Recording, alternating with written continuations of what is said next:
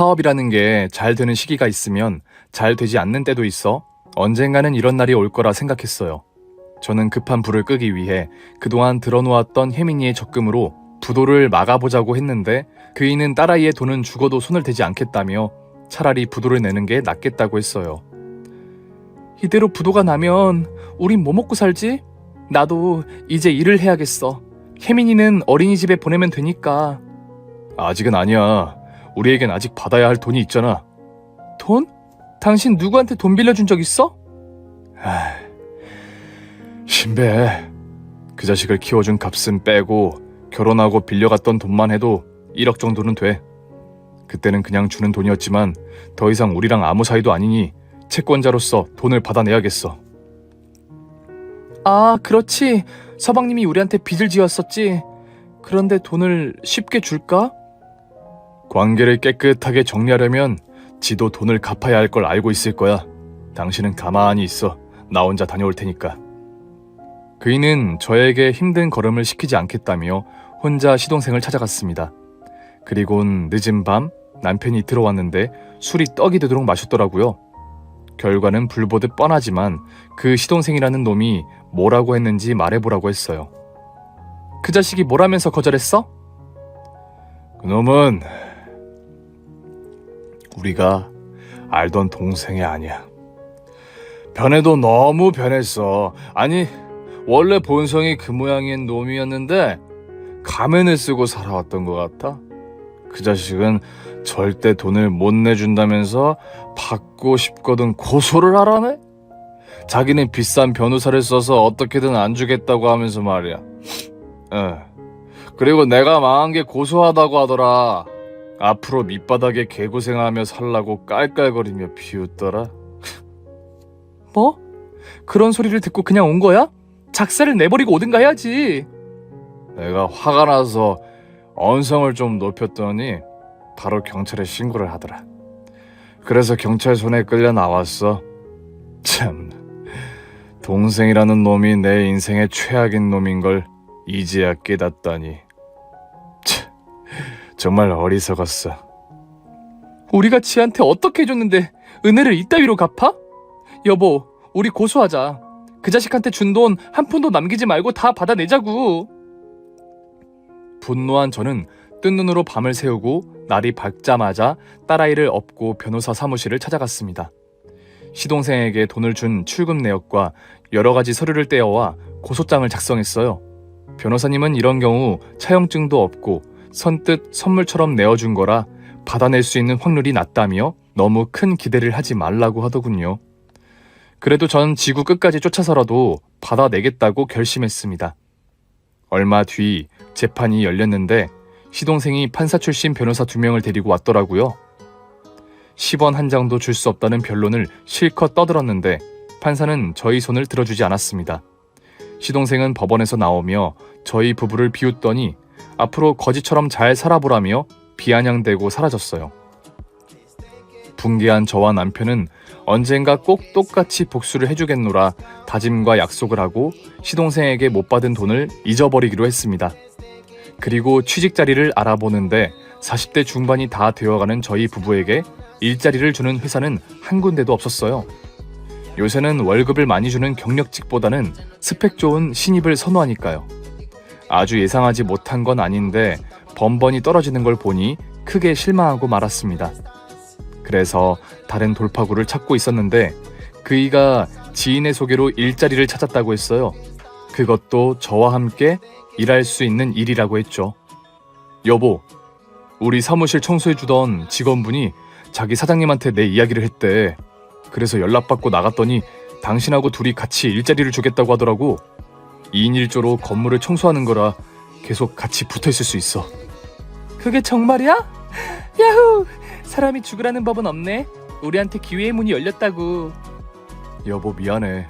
나 때문에 고생하게 생겼네. 에휴, 남편 하나 잘못 만나서 많은 일을 당했어. 그게 무슨 소리야. 내 인생에서 가장 소중한 사람이 혜민이인 것 잊었어?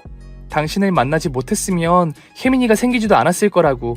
그리고 돈이라는 게 있다가도 없고 없다가도 있는 거니까 기운 빠져 있지 마. 그이는 저에게 너무 미안하다며 눈시울을 붉히며 소년처럼 제품에 안겼습니다. 며칠 뒤부터 남편과 건물 청소부로 일하게 되었는데 일은 생각보다 쉬웠어요. 여러 상가를 돌며 청소하는데 시간도 잘 가고 땀 흘려 버는 돈이라 뿌듯했죠. 그런데 작은 문제가 하나 생겼습니다.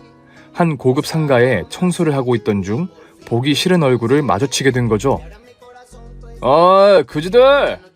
뭐하고 사나 했더니 청소부로 일하고 있던 거야? 불쌍하다, 불쌍해. 이봐요, 서방님. 아니, 아저씨. 우리가 뭐하고 살든 당신이랑 무슨 상관이에요? 괜히 방해하지 말고 저리 가세요. 아저씨? 그래요, 아줌마. 말 잘했어요. 저 이 건물에 일식집 운영하고 있어요. 그러니까 내가 갑이고 당신들이 을이라고. 청소를 어떻게 하는지 감시 좀 해야겠어요. 거기 먼지 수북한데 가만두실 건 아니죠? 아, 갑자기 목이 칼칼하네. 퇴. 시동생은 저희 앞에 가래침을 뱉으며 씩 웃더군요. 아, 그렇게 보지 마쇼. 침을 뱉은 게 아니라 흘린 거니까. 깨끗이 닦아요, 아줌마. 아저씨. 너 이 자식, 진짜 가만두지 않을 거야. 네가 한 행동들 100배로 갚아줄 테니까 기다리고 있어. 아이고, 무셔라. 얼마든지 덤벼봐. 그런데 돈 많은 놈이 이기는 건 변하지 않아. 니들이 청소부로 일해서 언제 내 재산을 뛰어넘겠어. 바닥이나 기며 사는 그지 새끼들. 깨끗이 치우고 가라. 내가 이따 검사해서 마음에 안 들면 업체 바꿔버리겠다고 니들 사장한테 전화할 거니까. 그렇게 저희 속을 뒤집다 못해 뱅뱅 꼬이게 만들고 퇴장하더군요. 나중에 알아봤더니 시동생은 음식점 3군데를 운영하는 사장이랍니다. 로또에 당첨되어서 인생을 제대로 피게 된 거죠. 그 자식이 어떻게 살든지 상관없었는데 매일 그놈이 있는 상가를 청소해야 해서 짜증이 밀려오더라고요. 아니나 다를까 시동생은 저희가 청소하러 가면 귀신같이 딱 맞춰 나와 비아냥댔답니다. 어이, 어제 청소가 마음에 들지 않았어? 내가 니들 사장한테 전화할까 하다가 불쌍해서 눈 감아줬어. 고맙지? 대신 오늘은 내 가게 앞에 좀 쓸고 가. 그냥 전화를 해. 우리 사장님한테 자르라고 말하라고. 옹졸하고 비열한 자식. 키워준 은혜에 베풀어준 은혜를 저버리는 짐승 새끼야. 이에 남편은 사람 새끼가 아닌 놈과는 대화하지 말라며 저를 말렸습니다. 귓등으로 듣고 무시해버리자면서 말이죠. 그래서 시동생이 하는 말을 매일 무시했는데 계속해서 저희 속을 긁으려고 등장했답니다. 인생의 낙인 것처럼 실실 웃으면서 말이죠. 1년이 넘는 시간 동안 그렇게 모욕을 참으며 일했습니다. 저희 부부는 그동안 사장님과 상가 건물의 상인들에게 신임을 받았죠. 그래서 쓰레기 같은 시동생 놈이 재미삼아 저희가 대충 청소한다며 자르라고 사장님에게 전화를 걸어도 아무 문제가 없었답니다. 그 짐승놈만 아니면 저희 삶은 순탄했고 평범했어요. 돈도 적지 않게 버는 데다 딸아이도 잘 크고 있었으니까요. 그런데 두어 달이 지나자 다른 위기가 찾아왔습니다. 어린이집에서 잘 놀던 혜민이가 이유 없이 코피를 흘렸는데 지혈이 되지 않는다며 병원에 데려가야 할 것 같다는 연락을 받았죠. 그래서 남편에게 일을 맡겨버리고 혼자 뛰어가서 혜민이를 병원에 데려갔답니다. 특별히 아픈 게 아니라 일시적인 코피라고 믿었는데 의사 선생님은 제 예상을 송두리째 찢어버렸어요. 글쎄 급성 백혈병이 확실하다며 당장 병원에 입원해 치료를 받아야 한다고 말했습니다. 너무 놀란 저는 멍하니 넋을 놓아버렸고 오랜 시간 상실감과 슬픔에 빠져 있었답니다. 결국 의사 선생님의 지시대로 입원 절차를 밟았는데 안내해주던 간호사는 병원비가 대략 얼마가 나올지 알려주었어요. 그런데 액수가 너무 컸습니다. 3살 조금 넘은 딸아이에게 암보험을 들어놓지 않았으니 모든 비용을 부담해야 했어요. 급한 대로 병원비를 마련하려고 혜민이 적금을 깨고 모았던 돈을 탈탈 털어 겨우 수술비와 치료비, 입원비를 마쳤습니다. 다행히 혜민이는 항암 치료를 잘 버텨냈어요. 머리카락이 빠지고 식사를 거의 하지 못했는데 부모가 걱정할까봐 미소를 잃지 않고 괜찮다고 고개를 끄덕끄덕거렸어요. 하지만 완치가 되려면 골수 이식을 받아야 했어요. 천만다행히게도 제가 이식이 가능해서 바로 수술을 할 수 있었습니다. 그런데 문제는 돈이었습니다. 이미 가지고 있는 돈을 다 쓰고 없어서 급하게 마련할 방법이 없었죠. 친정 부모님께 부탁을 해봤지만 가진 재산이 얼마 되지 않아 몇백만 원 정도 빌릴 수 있었어요. 그래서 남편과 여러 군데 전화를 돌려봤지만 그 목돈을 빌려줄 사람은 아무도 없었습니다. 여보, 안 되겠어. 지금 우리 딸 수술시키려면 그 사람한테 도움을 청해야겠어. 누구? 설마 신배 그 자식? 그건 안 돼. 빌려줄 놈도 아니고 그 자식한테 아쉬운 소리 하고 싶지 않다고. 지금 체면 차릴 때가 아니잖아. 대출도 안 되는 거 알잖아. 그이는 제가 현실을 깨달으라고 상황을 상기시켜 주었습니다. 그러자 같이 가서 돈을 빌려보자고 하더군요. 이튿날 상가 청소일을 하다가 시동생의 가게 건물 앞에 도착했어요. 그는 저희에게 무슨 일이 있는지 모르고 비아냥대려고 나오더군요. 아이고, 노예들 오셨어? 오늘도 깨끗하게 청소하라고? 네, 깨끗이 할게요. 마음껏 침 뱉으세요, 서방님. 에? 갑자기 왜 이래? 곧 죽어도 자존심은 챙기는 것들이 말이야. 이에 남편이 딸아이의 백혈병 사실과 치료 중인 걸 이야기했어요. 마지막으로 골수 이식을 받아야 하는데 돈을 부탁할 곳이 없다고 말했죠. 신배야, 부탁 좀 하자. 우리한테 지원받았던 걸 돌려준다 생각하고 수술비 좀 줘. 그러자 시동생의 표정은 진지하게 바뀌었어요. 우리 혜민이가 백혈병이라니? 어떻게 그런 일이? 알았어. 내가 돈 마련해 줄 테니까 얼른 같이 병원에 가자. 라고 할 줄 알았냐? 빙신아. 너랑 남남이 됐는데 애새끼라고 다를 줄 알았어? 뭐야? 너 지금 진심으로 하는 말이야? 에휴, 이 등신아. 돈 필요하면 날 따라와봐. 시동생은 이중인격자인지 이랬다 저랬다 했습니다. 그래도 지푸라기 잡는 심정으로 시동생을 따라 일식집에 들어갔습니다. 그렇게 힘든 일이 있으면 말을 해야지. 그러더니 돈통에 있던 만원짜리 10여 장을 식당 바닥에 뿌리더군요. 올레 그지들아, 돈 필요하면 기어서 주워가라. 재밌는 구경 좀 해보자. 왜? 내 발로 기는 건 못하겠냐? 바닥에 깔린 돈이라도 주워가야 네 딸에게 뭐라도 해줄 수 있잖아. 깎아라도 사주라고. 해도 너무하네. 당신들 조카가 죽을지도 모르는데 이러고 싶니? 너희는 짐승 새끼, 아니 짐승보다 못한 악마, 사탄이야. 여보, 나가자. 신배야, 오늘 제대로 너를 알게 된 것 같다. 넌 우리가 생각하는 것보다 더 밑바닥이구나. 모두 돌려받게 되는 날이 올 테니까 열심히 살아라. 이만 간다. 그렇게 수모를 겪고 나와서 돈을 빌릴 곳을 생각해봤습니다. 아무리 떠올려봐도 해결책이 서지 않았는데 남편이 청소업체 사장님께 전화를 걸었어요. 수천만 원의 돈을 가불해주면 안 되겠느냐며 지금 사정을 말씀드렸죠. 그러자 사장님은 당장 사무실로 오라고 하셨습니다. 사장님은 왜 진작에 당신에게 말하지 않았느냐며 흔쾌히 돈을 빌려주는 것도 모자라 청소업체를 체인으로 운영할 계획이라는 말씀을 하셨습니다. 두 사람 딸 수술비는 그냥 투자금이라고 생각하고 받으세요. 대신 제가 다른 지역에 체인점을 열게 되면 두 분이 이 지역을 책임져 주세요. 운영해달라는 말입니다. 네? 그걸 다 공짜로 주시겠다고요? 너무 감사하지만 도대체 왜요? 그거야 두 분이 일을 잘해주시니까 제안하는 거죠. 자, 그럼 바로 수술비 이체시켜드릴 테니까 아주머니, 아저씨는 간호 잘하고 돌아오세요. 충분히 쉬고 나오셔야 할 겁니다. 회사 운영하는 게 많이 힘들 테니까요. 저희 부부는 너무 감사해서 눈물이 폭포수처럼 터지고 말았답니다. 그렇게 사장님이 지원해준 돈으로 병원에 수납하고 수술 날짜를 잡았어요. 며칠 뒤 고대하던 골수 이식을 하게 되었고 수술은 성공적으로 끝이 났답니다.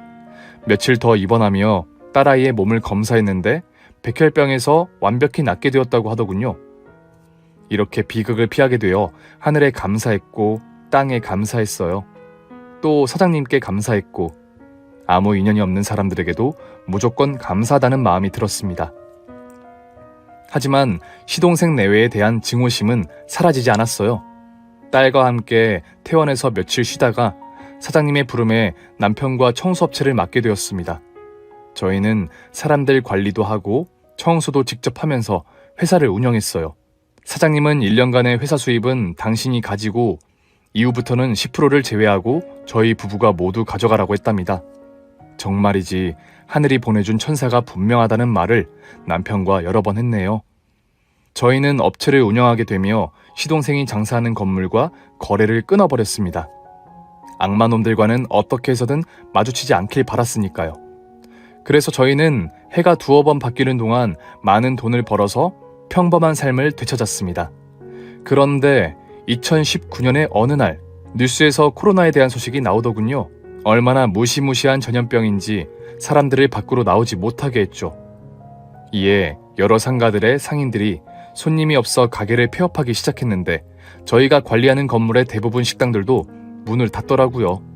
다행이라고 해야 할지 모르겠지만 청소 거래는 끊기지 않았습니다. 저희에게 사업체를 맡겨준 사장님이 청소는 지구가 멸망하기 전까지 살아남을 일이라며 망할 걱정 따윈 하지 말라고 했는데 정말로 나라에 위기가 찾아왔음에도 일은 절대 줄지 않았어요. 코로나는 해가 지나도 사라지지 않았고 많은 자영업자들의 피를 말렸습니다. 그런데 시동생이 하던 식당들도 예외가 아니었어요. 어느 날 한 건물에서 남편과 청소를 하고 있는데 악마 2마리가 걸어오더라고요.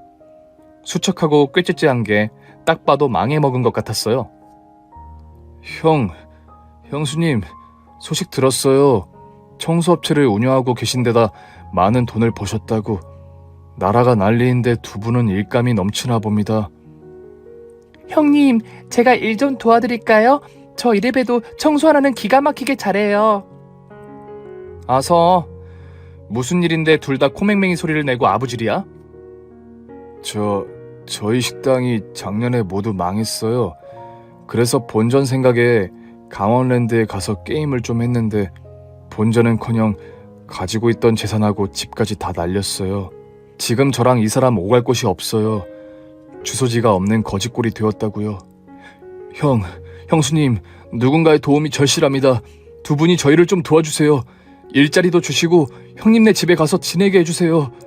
아, 혜민이는 잘 있나요? 저 보고 싶다고 안 해요? 그 더러운 주둥이에서 우리 혜민이 올리지 마. 이 사탄의 자식들아. 결국 이렇게 아부하는 게 돈 때문이구나. 신배, 너는 우리가 돈으로 보일 때만 이렇게 착하게 바뀌는구나. 그게 아니면 악마 새끼의 모습을 보이고 말이야. 우린 너한테 줄 것도 도와줄 일도 없어. 그러니까 그냥 꺼져. 그러자 두 년놈은 저희가 청소하던 계단 앞에 무릎을 꿇고 빌기 시작했어요. 제발 살려달라며 울부짖더라고요. 그이는 제 눈치를 보더니 윙크를 보냈습니다. 마치 기다려왔던 복수를 해보라는 듯이 말이죠. 그래서 전 두 눈이 번쩍 떠졌고 무얼 해야 할지 머릿속에서 자동으로 그려졌습니다. 걸레 빨던 양동이를 끌고 와서 그 안에 10,000원짜리 몇 장과 1,000원짜리를 넣었어요. 그리곤 양동이를 들어 걸레밥 물과 젖은 돈을 두 년놈 면상과 몸에 쫙 뿌렸습니다. 어허! 맛이 어떠냐? 이 악마들아. 돈이 필요하면 개처럼 기어서 주워. 니들이 열심히 주우면 팁도 줄 테니까. 저는 체면 차릴 줄 알았는데 두 년놈은 바닥에 널브러진 지폐를 서로 주우려고 싸우더군요. 그걸 보니 어이가 없으면서도 배꼽이 빠지게 웃겼답니다. 아싸! 이 돈이면 해장국에 모텔에서 잘 수 있겠어. 형수님, 열심히 주우면 팁을 준다면서요. 맞아요. 저희가 네 발로 기어서 열심히 주웠다고요. 형님, 얼른 팁이요. 이야, 진짜 가관이다. 알았어. 대신 조건 하나를 더 붙일게. 개처럼 멍멍하고 짖어봐. 두 년놈은 제 말이 끝나자마자 멍멍! 왈왈! 형수님, 멍멍! 돈 주세요, 멍멍! 형님, 멍멍! 얼른 팁 주세요. 멍멍! 하며 개처럼 짖었습니다. 저와 그이는 눈을 마주치고 얼마나 웃었던지 상가의 1층부터 10층까지 크게 울렸답니다. 여하튼 시키는 대로 개처럼 짖은 두 년놈에게 팁을 주려고 주머니에 있던 동전 뭉치를 꺼냈어요. 그 동전들은 건물을 청소하며 주웠던 것들이었죠. 둘에게 동전을 쏟아버리듯 던졌더니 꼬리를 흔들듯이 신나게 줍더군요. 실컷 구경하고 청소를 마치자 두 년놈이 상가 입구에서 다시 무릎을 꿇고 빌더군요. 형수, 우리 버리지 마요. 곁에 두고 개처럼 부려먹어도 좋으니까 집에 데려가 줘요. 오늘 밤을 자고 나면 갈 데가 없어서 또 노숙을 해야 한다고요. 형님, 저희한테 서운했던 거 알아요. 그래도 한 식구인데 받아주실 거죠? 됐어. 저리들 꺼져. 돈 받았으니까 가서 밥이나 처먹어. 하지만 둘은 떠날 생각을 하지 않고 제 다리를 붙잡고 늘어지더라고요. 제가 힘으로 떠나려고 해도 놓아주지 않았습니다. 그러자 남편이 마대자루를 잡고는 걸레를 시동생 얼굴에 문댔습니다. 동소년에게도 똑같이 걸레를 주둥이에 밀어 넣었죠. 그래서 악마들이 제 다리를 놓아주고 불이 나게 주랭랑을 쳤답니다. 그렇게 시동생 부부는 저희 앞에 다시 나타나지 않았습니다. 어떻게 사는지 궁금하지도 걱정되지도 않았죠. 계절이 바뀌고 추운 겨울의 어느 날 남편에게 전화 한 통이 걸려왔어요. 시동생이 길바닥에서 얼어 죽겠다는 소식이었죠. 그이는 자기랑 상관없는 일이니 알아서 처리하든지 말든지 하라며 전화를 끊어버렸어요. 그래서 시에서 약식 장례를 치르고 화장을 해서 어딘가에 뿌렸다고만 들었습니다.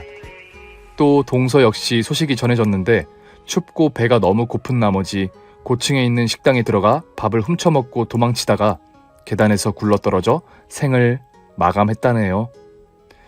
어휴, 두 년놈은 죽는 것도 참 한심하고 웃기네요. 이렇게 하늘의 벌을 다 치르고 지옥에서 벌을 계속 받고 있을 거라 확신합니다. 저희 부부와 딸아이는 작년 가을에 산 땅에 집을 지었어요. 얼마 전 완공되어서 며칠 전에 이사를 왔습니다. 세 식구 모두 건강하고 행복하게 잘 지내고 있네요. 지금까지 시동생과 동서의 인간 말종 악마놈들이 저희에게 어떻게 했는지 또 어떤 벌을 받았는지 미주알 고주알 떠들어 봤네요. 속이 시원하셨길 바라며 이만 물러갈게요. 오늘의 사연이 재밌으셨다면 구독과 좋아요, 알림 설정까지 부탁드립니다.